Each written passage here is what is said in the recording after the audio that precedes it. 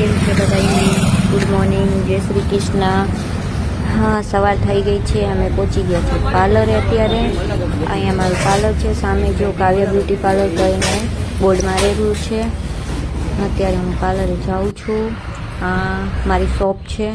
આ શોપ ખોલી લીધી છે અત્યારે અગરબત્તી કરી છે અમે. જો મને હજી એટલું બધું બ્લોગ બનાવતા આવડતું નથી, પણ તમે લોકો મને સપોર્ટ કરો, કમેન્ટ કરજો ને ફોલો કરજો. અત્યારે અગરબત્તી કરું છું હું. ભગવાનને તો યાદ કરવા પડે ને.